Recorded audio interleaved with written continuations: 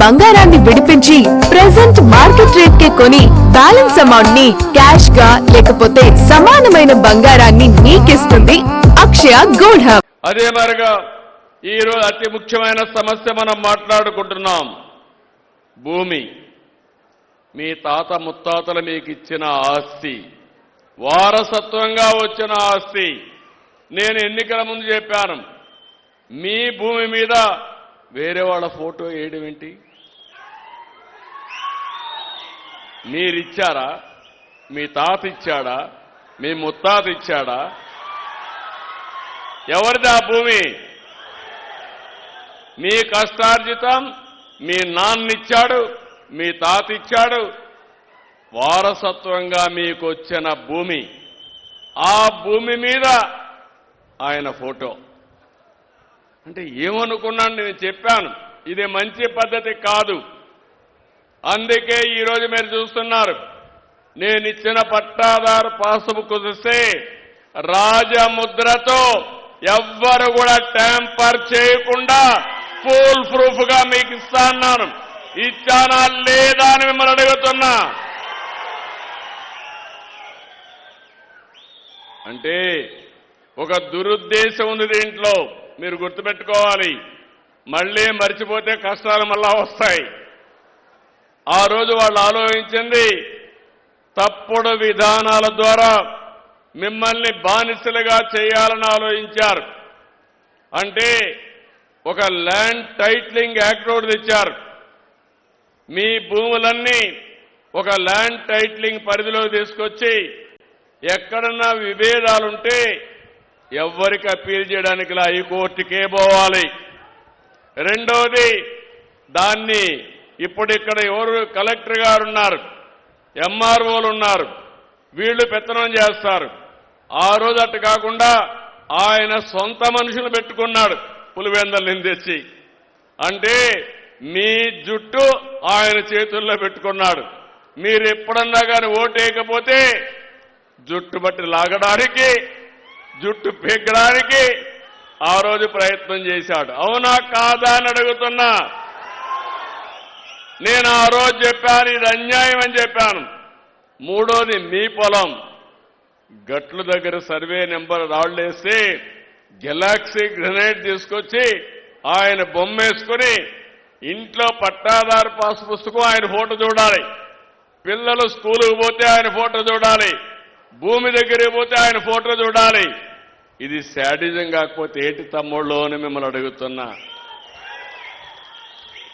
అవునా కాదా అని మిమ్మల్ని అడుగుతున్నా.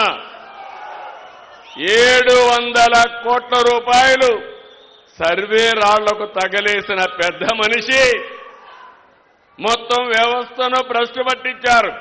మీరొక్క విషయం గుర్తుపెట్టుకోవాలి, ఎంత దుర్మార్గుడంటే అంత దుర్మార్గుడు. నేను ఒక ఉదాహరణ చెప్తున్నా. నిన్నే ఒక అతను వస్తే నేనే షాక్ అయ్యా. చాలా జరిగాయి. ఇటీవల నేను ముఖ్యమంత్రి అయిన తర్వాత సమస్యలు వస్తున్నాయంటే, అర్జీలు వస్తున్నాయంటే 100% భూ సమస్యలు. ఈ దుర్మార్గులు ఏం చేశారంటే, మీ భూమి మీద ఉంటే ఆ ఊరిలో ఒక చోటా నాయకుడు ఉంటాడు. ఆ చోటా నాయకుడు కూడా ఒక రౌడీ. వాళ్ళే మీ భూమి అడుగుతారు, మీరు ఇవ్వనంటే రికార్డులో 22A కింద పెడతారు. మీ భూమి 22A కింద రికార్డులో పెడితే ప్రభుత్వ భూమి అయిపోతుంది. అంటే మీరు ఒప్పుకుంటే తక్కువ ధరకిస్తే మీరు లావాదేవీలు అవుతాయి, ఒప్పుకోకపోతే ప్రభుత్వ భూమి అయిపోతుంది. ఇట్లా కొన్ని లక్షల ఎకరాలు ప్రైవేటు భూముల్ని ప్రభుత్వ భూములుగా పెట్టేశారు. ఒక ఉదాహరణ చెప్తున్నా, ఇవన్నీ చాలా వచ్చాయి మాకు. నిన్నే ఒక అతను వస్తే షాక్ అయ్యా. దీనికి సమాధానం చెప్పమని వైఎస్ఆర్ కాంగ్రెస్ నాయకుల్ని, ఆనాటి ముఖ్యమంత్రిని కోరుతున్నాం. ఈరోజు మీరు చూస్తే ఒక అతను వచ్చి తాడేపల్లి ప్యాలెస్ కట్టుకున్నాడు. ఆయన తప్పు ఏం లేదు, ఇల్లు కట్టుకున్నాడు, బాగానే ఉంది. ఆయన ఇల్లు కట్టుకుంటే ఆయనకు ఒక హెలిప్యాడ్ కావాల్సి వచ్చింది.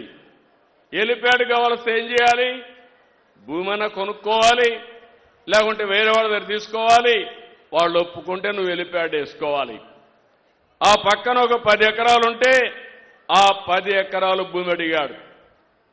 ఆ 10 ఎకరాలు ఇస్తే మేము ఇవ్వమన్నారు వాళ్ళు.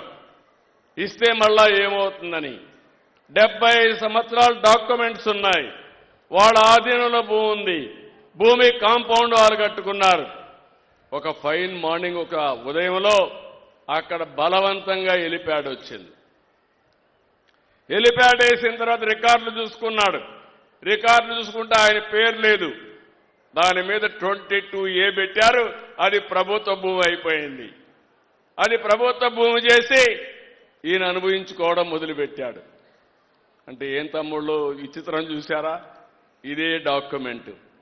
నిన్నొచ్చి ఆయన అంటున్నాడు, సార్ మేము కొనుక్కున్నాం, కొనుగోళ్లు చేశాం, 1956 నుంచి క్రానలాజికల్ గా రికార్డులు ఉన్నాయి, మీరు చూడండి అంటే నేను చూస్తే నేను మీ అందరికీ చెప్పింది లింక్ డాక్యుమెంట్స్ 2-3 ఉంటే అందరికీ పట్టాలు ఇమ్మన్నాను. అవునా కాదా అని మిమ్మల్ని అడుగుతున్నా.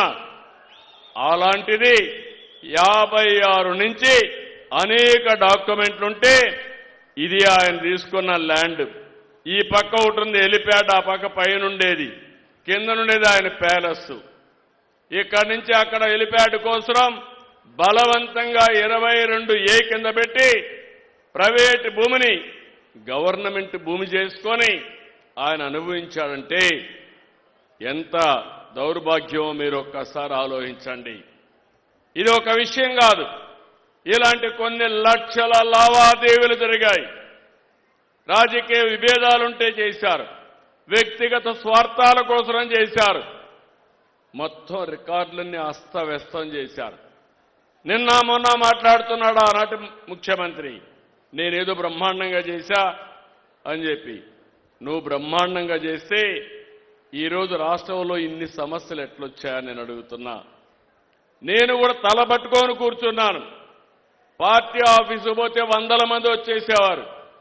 వచ్చిన వాళ్ళలో 100% ఒకటే సమస్య, భూ సమస్య. నా జీవితంలో ఇది ఫస్ట్ టైం ముఖ్యమంత్రి కాదు, 4వ ముఖ్యమంత్రి.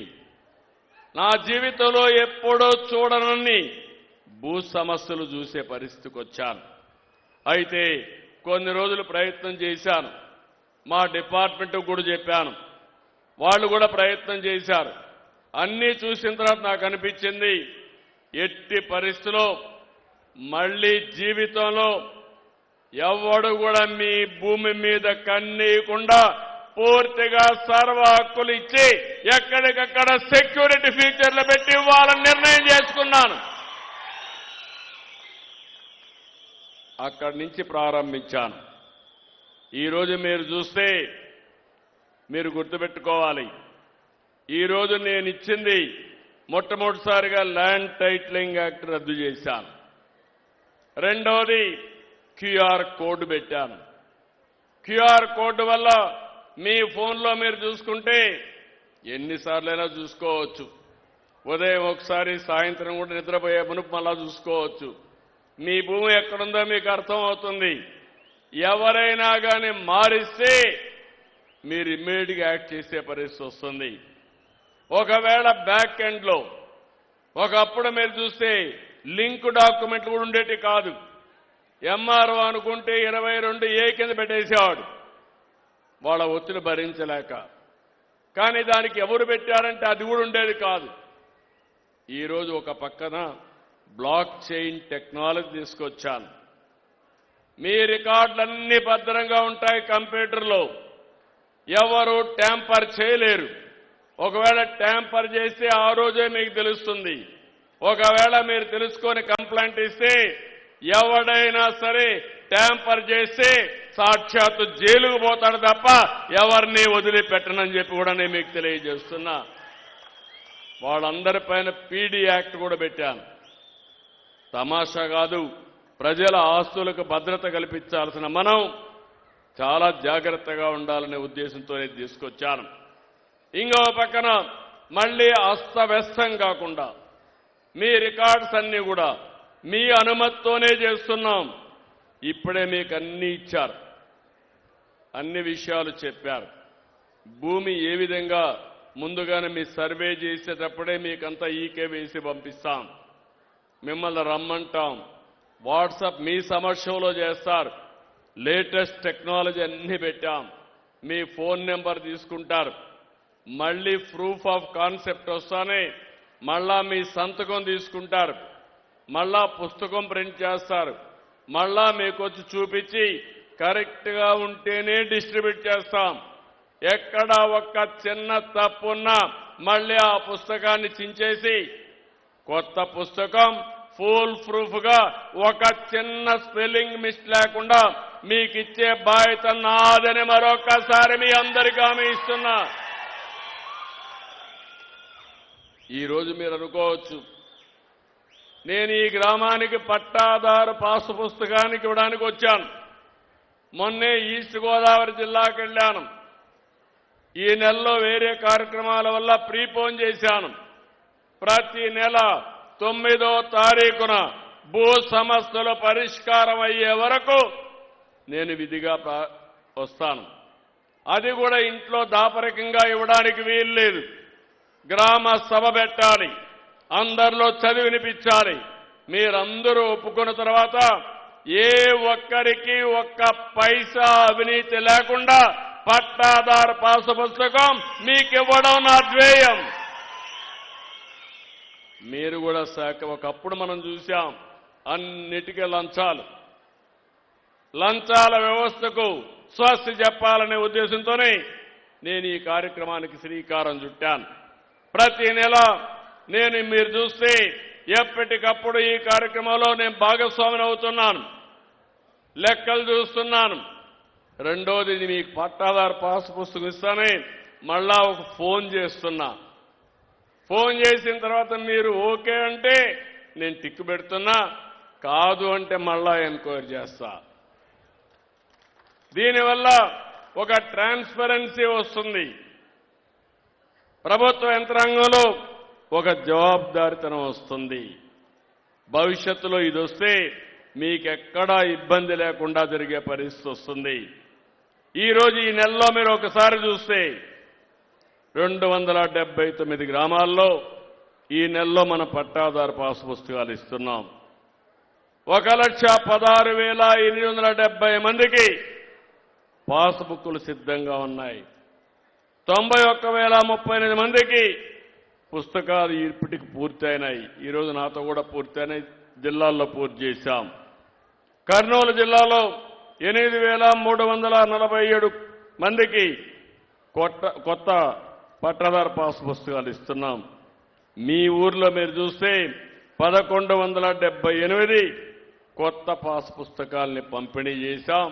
ఇప్పుడే ఎంఆర్ఓని అడిగా, మీ యొక్క విఈఓని అడిగా, విఆర్ఓని ఇంకా సమస్యలున్నాయంటే 100% పట్టాదారు పాసు పుస్తకాలు రాజముద్రలో ఈ గ్రామంలో ఇచ్చాం. అది చాలా తృప్తినిస్తుంది. ఇది కాకుండా మీరు చూస్తే ఇప్పటి వరకు 37,40,000 పట్టాదారు పాసు పుస్తకాలు రెడీ అయినాయి. ఇందులో 19 లక్షలు డిస్ట్రిబ్యూట్ చేశాం. ఇంకా 18,40,000 ఏప్రిల్ లోపల డిస్ట్రిబ్యూట్ చేస్తాం. ఇవి కాకుండా 9,500 గ్రామాల్లో సర్వే చేయాలి. అవి చేస్తే 62 లక్షల మందికి కొత్తగా ఇచ్చే అవకాశం వస్తుంది.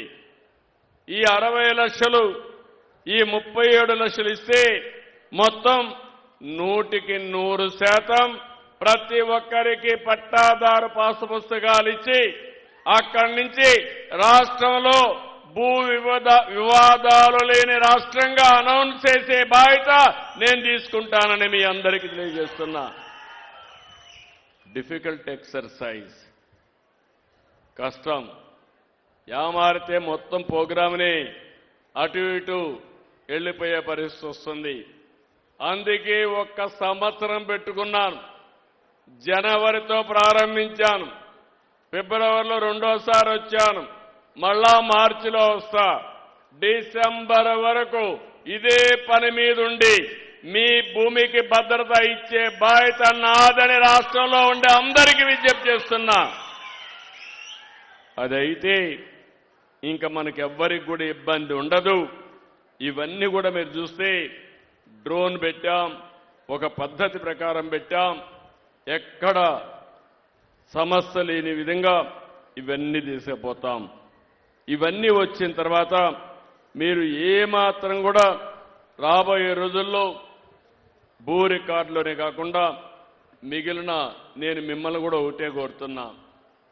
చాలామంది ఒక అర్ధ సెంటు కోసరం అన్నదమ్ములు కొట్టుకుంటున్నారు, తల్లి కొడుకులు కొట్టుకుంటున్నారు. కొంచెం ఉదారంగా ఉండండి. లిటిగేషన్ వల్ల, తగాదాల వల్ల బజారు పాలయ్యేది మనమే. కష్టపడితే ఎంతైనా సంపాదించుకుంటాం, కానీ ఏదో ఒక మనస్తత్వం మొన్న నేను చూశాను. అన్న తమ్ముళ్ళు ఇద్దరు, తమ్ముడికి ఇల్లు రాసిచ్చాడు, ఇల్లు కట్టుకున్నాడు. ఇల్లు కట్టుకుంటే రేటు పెరిగింది. ఇప్పుడు నాకు ఆ ఇల్లు కావాలని అన్న తమ్ముడి మీద గొడవ పెట్టుకొని మా ఇంటి దగ్గరకు వచ్చి ఆత్మహత్య చేసుకునే పరిస్థితికి వచ్చాడు, ఆత్మహత్య ప్రయత్నం చేసుకునే పరిస్థితికి వచ్చారు. అంటే మెంటల్గా మనందరం కూడా కావాలని ఏదైనా కానీ పట్టుబడతాం. ఆ పట్టు వల్ల కూడా జీవితాలు నాశనం అవుతాయి, బజారు పాలవుతాం. ఆ విషయం మీరు గుర్తుపెట్టుకోవాల్సిందిగా మిమ్మల్ని అందరినీ కోరుతున్నా. భవిష్యత్తులో ఏదైనా కొత్తగా మీరు మెడిటేషన్ చేసుకోవాలన్నా, మొన్నే మీరు చెప్పాం, మీ వారసత్వంగా వచ్చే భూమి మీరు చేసుకోవాలంటే 100 రూపాయలు కట్టి దర్జాగా మీ పేరుతో ట్రాన్స్ఫర్ చేసే వస్తువు కూడా ఇచ్చేశాం. ఇంకో పక్క ఎక్కువ మొత్తం అయితే వాళ్ళకు 1000 రూపాయలే పెట్టాం. వారసత్వంగా వచ్చే భూమికి ట్యాక్సేషన్ పెట్టకూడదనే ఉద్దేశంతోనే నేను ఈ కార్యక్రమానికి శ్రీకారం చుట్టాను.